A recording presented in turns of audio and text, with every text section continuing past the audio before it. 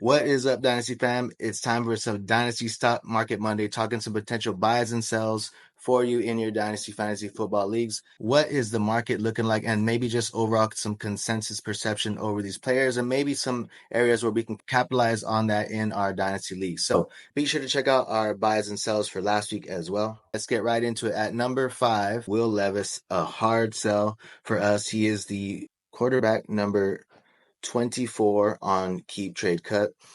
And as of recently, he's moved up 13 spots overall on Keep Trade Cut, which is basically a full round, going a full round ahead now that they've added Calvin Ridley in there. And that is a good piece, right? You have Calvin Ridley now.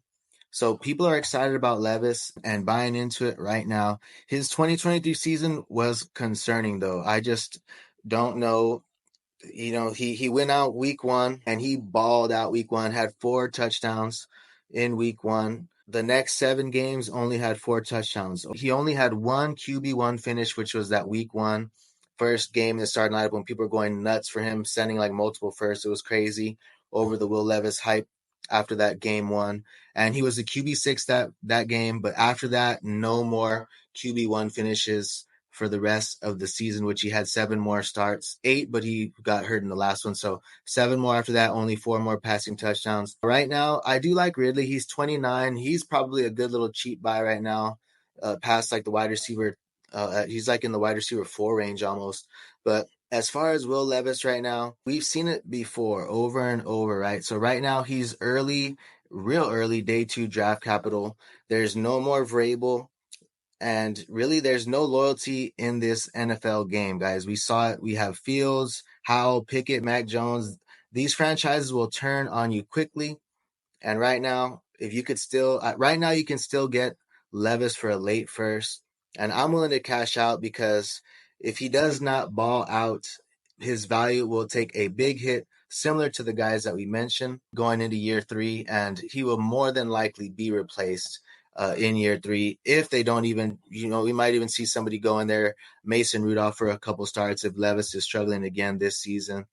And there's also still that slight chance there's still the NFL draft. I don't suspect they'll get a QB, but you just never know, right? If they get a QB, even anybody really, this draft, it's going to be a little bit threatening to Will Levis. So I'm willing to move on with Levis right now and cash out, get me a late first and be done with it and not have to worry about it. Now, coming in at number 4, we have Marquise Brown. He's going to be a soft sell. He's wide receiver 34 right now on Keep Trade Cut, but he's up 40 spots right now overall on Keep Trade Cut and climbing. So right now, people are excited about Marquise Brown. A lot of people saying he's the wide receiver 1 there in Kansas City. If you could sell Marquise Brown off the hype right now, I do like him in KC. I think I have him as a soft sell because I think if you're competing, I think there is a move you could do, but I do think he's going to do well in Kansas City. I think he'll have some splash games in the season. But if I can move on, I think I still love Rashee Rice. I think he's going to be the possession guy. Only a 1-year deal for Marquise Brown. And really, Brown is still young. That's why I have him as a soft sell, because if he could do good, maybe earn another contract, I have him as a soft sell. So if you believe in Marquise Brown, right, you can hold him if you want. But definitely not a buy right now. But if you believe in him, you want to keep him, definitely fine with it. As I said, because he's only 26. But really, Marquise Brown has missed 5 games each of the past 2 seasons. So he's struggled to stay healthy. Even in his youth, he struggled to stay healthy. And he's really been shaky for us for fantasy. And his value's taken a hit over the past 2 seasons. So I'd be fine cashing out right now off of the hype of Marquise Brown just landing in Kansas City. The guys that are right below him also in value on Keep Trade Cut, I think if you're competing that you could pivot to, I like if you could pivot to one of these players and maybe add a little piece, like some more draft capital. Christian Kirk, Deontay Johnson, I really like a lot. Amari Cooper, also very undervalued in my opinion. Scary Terry's a little iffy, but I think those other 3 names, Deontay and Amari Cooper, are kind of the most intriguing. I think they might be a little bit more consistent for our fantasy rosters if that matters to you. Maybe even Kirk as well. So if you could get a deal for any of those players, I wouldn't mind doing that and moving on from Marquise. That brings us into player number 3, which is going to be Rashee Rice. So we have a soft buy for Rice, and really the wide receiver 24 on KTC. So he's going in as a back end wide receiver 2 on keep trade cut. And depending on your league, right away, about a day later from the Marquise Brown news, he went up on the trade block. So this is going to be league dependent. That's why he's kind of a soft sell, a soft buy. Sorry. So like I said, he went on the trade block. So you got to kind of fill out the owners in your league if they're a little bit worried. If they're worried about Marquise Brown, that addition there, you can kind of feel them out for it. But if that is the case, I would definitely make a play for Rashee Rice. So Rice was tied for Puka for the highest receiving grade in PFF. Both had 85.1. So Rice had a stellar rookie season. Second behind Puka in yards per out run, 2.39 yards per out run. Seventh in red zone targets for the wide receiver position with 22 red zone targets. So there's a lot still to love with Rice. Possession guy had 100 targets as a rookie. So if the owner, like I said, is nervous about Rice, you can fill him out, maybe finesse him a little bit, see what's going on, and then definitely make a play. I think a later first, if you can get like the 109, 110 range, maybe 108, I wouldn't mind doing that for Rice if it works out. Maybe you could package a player and an early second, something like that, and get it done. But I think Rice is a good little buy right now. If your owner is concerned or worried about that Marquise Brown, I think it's still going to be, I think Rice will still be the guy going forward. So before we get into our last two, do us a favor, guys, hit the like button. And if you're not subscribed, be sure to do so if you like Dynasty Fantasy Football and NFL content. Also, be sure to follow us on all our socials and join our chalkboard if you have not done so already. So at number 2, we have our next player going to be a soft buy, and that is T. Higgins. He gets the franchise tag, I think it's like 21 million, something like that. So a pretty good deal, 1 year, but he doesn't want it. He wants a contract extension, wants to have more years on that contract. Right now, he requests a trade, and really on keep trade cut, right? It's a little sticky situation right now for T. Higgins. Right now he's sandwiched right in between Rice and Zay Flowers as the wide receiver 23 there on keep trade cut. But really, Higgins is still very young. He just turned 25. He's only a year older, pretty much like exactly a year older than Rashee Rice. So on the tag, but if he stays in Cincinnati, if they're not able to come to terms or make a trade partner, you still love, T. Higgins in Cincinnati with Joe Burrow.